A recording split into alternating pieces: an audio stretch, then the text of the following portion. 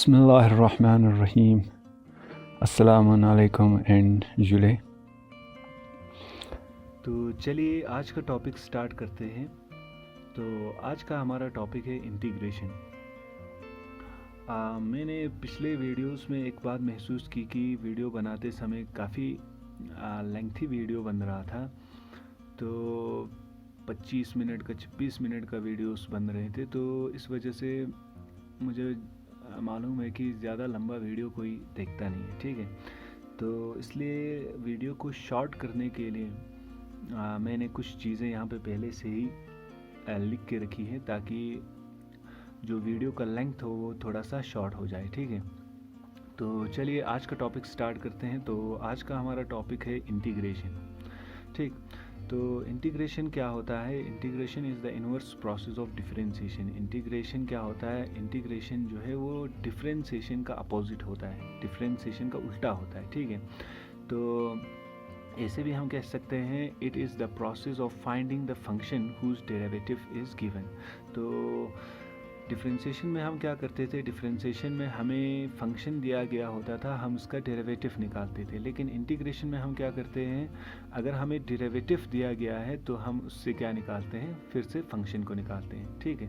तो चलिए इसको समझते हैं, ठीक है। तो डिफरेंशिएशन की बात करते हैं। डिफरेंशिएशन में हम क्या करते थे, ठीक है। तो डिफरेंशिएशन में हमें फंक्शन दिया गया होता था जो किसी वेरिएबल क्वांटिटी के साथ चेंज होती थी, तो हम उसका डेरिवेटिव निकालते थे, ठीक है। तो इस केस में मान लेते हैं कि हमारा जो फंक्शन है वो डिस्टेंस है, ठीक है, जो कि टाइम के साथ चेंज हो रही है। तो हमारा फंक्शन डिस्टेंस हुआ और हमारा टाइम हुआ इंडिपेंडेंट वेरिएबल, ठीक है। तो अगर हम यहाँ पे रेट ऑफ चेंज निकालें, अगर हम इसका डेरिवेटिव निकालें तो distance over time, rate of change of distance with respect to time क्या होता है? आपने 9 क्लास में पढ़ा था, ये होता है हमारा स्पीड, ठीक है। डिस्टेंस बटा टाइम ये होता है स्पीड, ठीक है। तो इस केस में हमारा डेरिवेटिव को हम कहते हैं स्पीड, ठीक है। जब डिस्टेंस चेंज हो जाती है विद रिस्पेक्ट टू टाइम तो स्पीड बनता है। तो अगर हम मान लेते हैं कि एक गाड़ी जो है वो 60 मीटर का डिस्टेंस जिसने कवर अप किया है 20 सेकंड में, तो उसका स्पीड कितना होगा? 3 मीटर पर सेकंड, ठीक। तो इस केस में अगर हम कहें, इस तरह से कह सकते हैं कि जो हमारा फंक्शन है वो किस रेट के साथ चेंज हुआ, टाइम के साथ किस रेट के साथ चेंज हुआ, तो हम कह सकते हैं 3 मीटर पर सेकंड की रफ्तार से ये जो है हमारा फंक्शन जो है वो चेंज हुआ, ठीक है। तो अब मान लेते हैं कि इंटीग्रेशन में अब हमें क्या दिया गया होता है? हमें डेरिवेटिव दिया गया होता है। मान लेते हैं कि हमें पता है स्पीड कितना है, उस गाड़ी का स्पीड कितना था और उसका टाइम कितना लिया। तो अगर हमसे कहा जाए कि फंक्शन को निकालो, ठीक है, फंक्शन हमारा क्या था? डिस्टेंस। कहा जाए कि डिस्टेंस को निकालो तो हम इस तरह से निकाल सकते हैं। ये तो एक बेसिक फार्मूला था, तो इस केस में हम इजी के साथ निकाल सकते हैं, ठीक है। तो डिस्टेंस हमारा क्या होता है? Speed into time. अगर स्पीड डिस्टेंस बटा टाइम होता है तो डिस्टेंस क्या होगा? स्पीड इनटू टाइम, ठीक है, स्पीड इनटू टाइम। तो स्पीड हमारा था 3 और टाइम हमारा था 20। तो ये इसका यूनिट था मीटर पर सेकंड और इसका यूनिट था सेकंड। तो सेकंड सेकंड कट हुआ, ये बचा मीटर। तो 20 इंटू 3 60 मीटर। तो फिर से हमारा आया फंक्शन वापस, ठीक है। ये 60 मीटर था तो ये भी आ गया हमारा 60 मीटर वापस। तो इस तरह से हम इंटीग्रेशन में हमें डेरिवेटिव दिया गया होता है, हम उससे फंक्शन को निकाल सकते हैं, ठीक है। अगर इसी कॉन्सेप्ट को अगर मैं ग्राफिकली शो करूं तो इस तरह से ग्राफ बनेगा। ये हमारा वाई एक्सिस पे स्पीड आएगा और एक्स एक्सिस पे हमारा टाइम आएगा, ठीक है। तो अगर मैं इसका ग्राफ बनाऊं तो इस तरह से एक स्ट्रेट लाइन आएगी। 3 मीटर पर सेकंड की स्पीड से ये कांस्टेंट स्पीड से ये चल रही है, ठीक है। कितने सेकंड तक? 20 सेकंड तक। तो इसको मैं 20 कर देता हूँ, ये 10 सेकंड है, ये 20 सेकंड तक ये चल रही है, ठीक है। तो इस तरह से मुझे एक स्ट्रेट लाइन आएगी।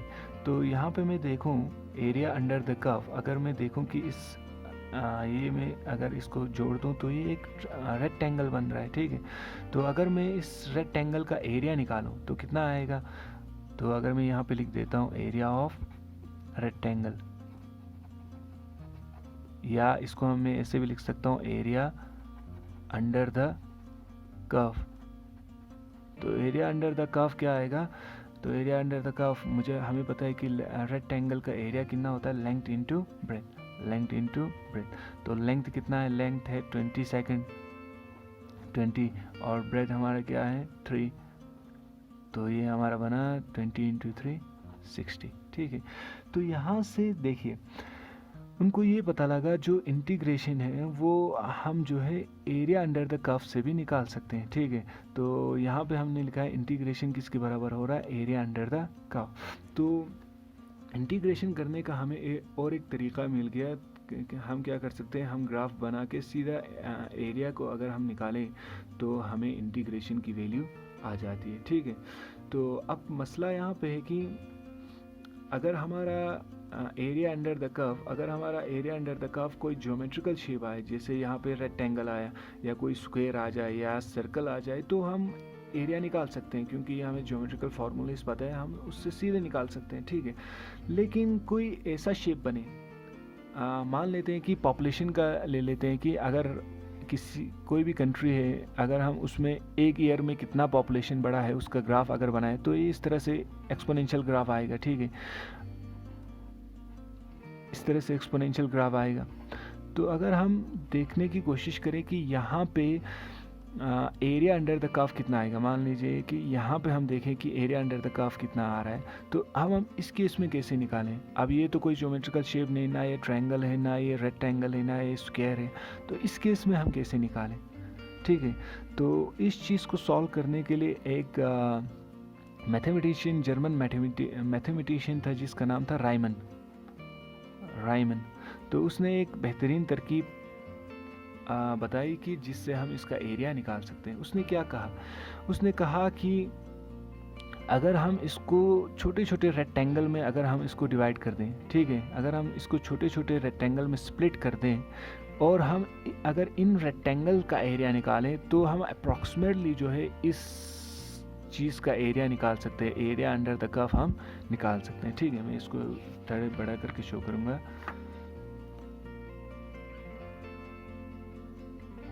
ठीक है, उसने कहा अगर इस एरिया को, ठीक है, इस पूरे एरिया अंडर द कर्व को अगर हम छोटे छोटे रेक्टेंगल्स में अगर हम डिवाइड कर दें, ठीक है, इस तरह से, और इन सारे रेक्टेंगल्स का अगर हम एरिया निकाल के सम कर दें तो अप्रॉक्सीमेटली जो है हमें एरिया अंडर द कर्व मिल सकता है, ठीक है।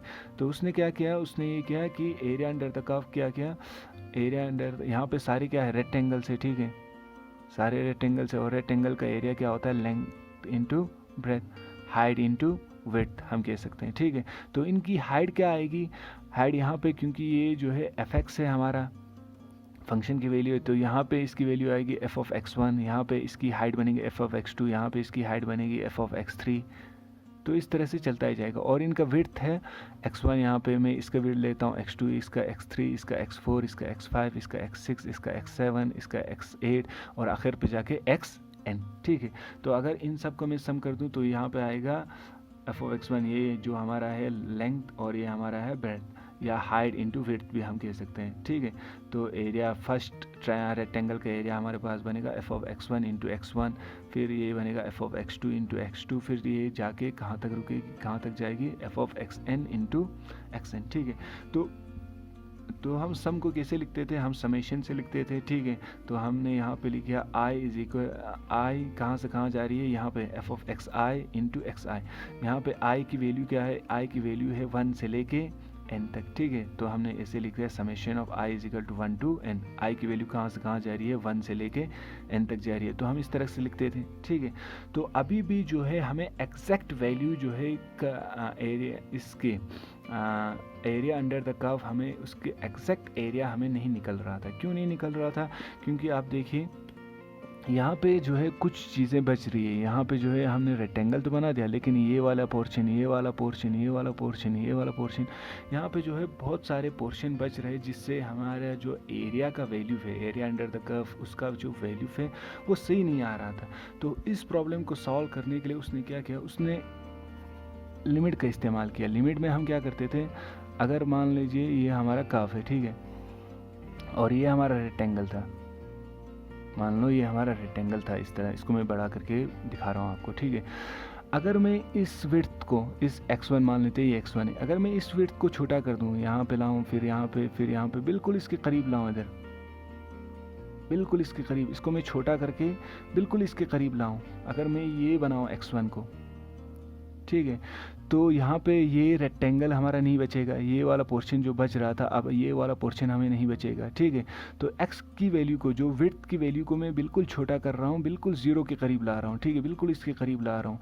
तो इस वजह से क्या होगा, हमारा जो है ये जो पोर्शन बच रहा था अब ये नहीं बचेगा, ठीक है। तो इसलिए उसने क्या किया, उन्होंने जो है रायमन ने जो है लिमिट का इस्तेमाल किया, लिमिट x1 टेंड्स टू 0, इसकी विड्थ को बिल्कुल छोटा कर दिया, 0 के करीब, 0 नहीं किया लेकिन बिल्कुल 0 के करीब कर दिया, ठीक है। तो इस तरह से लिखा। तो अभी जो हमारा ये वाला एरिया आ रहा है, ये हमारा जो है एग्जैक्ट एरिया आएगा, एरिया अंडर द कर्व, ठीक है। तो यहाँ पे इस नोटेशन को, ठीक है, limit x1 tends to 0 summation of i is equal to 1 to n, तो इस नोटेशन को उन्होंने इस तरह से लिखा, इसको क्योंकि ये सम है, ठीक है, यहाँ पे हम सम कर रहे हैं, बहुत सारे रेक्टेंगल का सम कर रहा है, तो यहाँ पे सम SUM सम कर रहा है, तो इस सम की जगह पे उन्होंने एक इलोंगेटेड s लिया, ठीक है, इस नोटेशन का इस्तेमाल किया, सम की जगह पे इस इलोंगेटेड नोटेशन का इस्तेमाल किया, तो इसको ऐसे लिखा। तो यहाँ पे जो है इसी फंक्शन को, इसी सिंबल को, इसी एक्सप्रेशन को हम कहते हैं इंटीग्रल, ठीक है। तो इस एक्सप्रेशन को हम कहते हैं इंटीग्रल, ठीक है, रायमन्स इंटीग्रल भी हम कहते हैं, ठीक है। लेकिन ये जो नोटेशन था, जो एस का सिंबल था, ये सबसे पहले जो है डिफरेंशिएशन करते समय न्यूटन और लेबनिज़ ने पहले ही ये इस नोटेशन का इस्तेमाल किया था। तो ये अगर हम कहें कि डिस्कवरी ऑफ ये नोटेशन ऑफ इंटीग्रल किसने किया था, तो ये क्रेडिट भी किसको जाता है, न्यूटन और लेबनिज़ को ही जाता है, ठीक है। लेकिन रायमन ने बाद में इसको थोड़ा सा इलोबरेट करके हमें इजी वे में समझा दिया कि हम किस तरह से एरिया अंडर द कर्व निकाल सकते हैं, ठीक है। तो यहाँ से जो है हमें इंटीग्रल का कॉन्सेप्ट आता है, एरिया अंडर द कर्व से हमें इंटीग्रल का कॉन्सेप्ट मिलता है, ठीक है। तो इंटीग्रल में भी दो पार्ट होता है, एक इनडिफिनिट इंटीग्रल और एक होता है डिफिनिट इंटीग्रल। अगर इंटीग्रल को हम इस तरह से लिखें विदाउट लिमिट, यहाँ पे हमें पता है कि हम कहाँ से लेके कहाँ तक सम कर रहे हैं, ठीक है, कहाँ से लेके कहाँ तक हम देख रहे हैं, हम इंटीग्रेट कर रहे हैं, हम उनका सम कर रहे हैं, ठीक है। तो अगर हमें पता हो कहाँ से लेके कहाँ तक हम इंटीग्रेट कर रहे हैं, तो हम इस तरह से लिखते हैं, कहाँ से लेके A से लेके B तक, मान लेते हैं A से लेके B तक हम इंटीग्रेट कर रहे हैं, तो इस टाइप के इंटीग्रल को हम कहते हैं डिफिनिट इंटीग्रल। अगर हमें पता नहीं है कि हम कहाँ से लेके कहाँ तक इंटीग्रेट कर रहे हैं और हम ऐसे ही अगर हम लिखें, तो इस टाइप के इंटीग्रल को हम कहते हैं इनडिफिनिट इंटीग्रल। चीज़ मैं यहाँ पे बताना भूल गया, यहाँ पे मैंने x यूज़ किया है, यहाँ पे मैंने जब लिमिट यूज़ किया तब मैंने यहाँ पे dx यूज़ किया है। तो dx जो है वो बिल्कुल ही स्मॉल विड्थ के लिए यूज़ होता है, तो इसीलिए हमने यहाँ पे x की जगह पे dx यूज़ किया है, ठीक है। तो जब हमने लिमिट पुट कर दी तो विड्थ हमारा बिल्कुल छोटा हो गया, तो इस स्मॉल विड्थ के लिए हम जो है dx यूज़ कर रहे हैं, ठीक है। जल्दी से एक बार रिकेप कर देता हूँ, इंटीग्रेशन क्या होता है। Integration is the inverse process of differentiation. तो इंटीग्रेशन में हम क्या करते हैं, इंटीग्रेशन में हम डिफरेंशिएशन का अपोजिट प्रोसेस करते हैं, ठीक है। तो इसमें हमें डेरिवेटिव दिया गया होगा, हम उससे क्या निकालते हैं, हम इससे फंक्शन को निकाल सकते हैं, ठीक। इंटीग्रेशन का जो मेन मकसद था वो था एरिया अंडर द कर्व निकालना, ठीक है। तो जब लेबनिज़ और न्यूटन ने जब फर्स्ट टाइम ये सिंबल का इस्तेमाल किया था, तो उनका जो प्राइमरी मकसद था वो था एरिया अंडर द कर्व को कैसे निकाला जाए, ठीक है। तो बाद में जो है रायमन ने इस चीज़ को हमें अच्छी तरह से एक बेटर वे में समझा दिया कि हम किस तरह से कोई अनज्योमेट्रिकल शेप का एरिया निकाल सकते हैं। तो इसी से हमारा इंटीग्रल का कॉन्सेप्ट निकल के आता है कि हम किस तरह से एरिया अंडर द कर्व निकाल सकते हैं, ठीक है। तो यहाँ से हमें ये पता लगता है कि जो एरिया अंडर द कर्व है वो क्या होता है, अपोजिट टू डिफरेंशिएशन, ठीक है। ये सारा कुछ था इंटीग्रेशन के बारे में। आई होप आपको समझ आ गया होगा। तो इसी पे ये टॉपिक ख़त्म करते हैं। तो have a good day, thank you.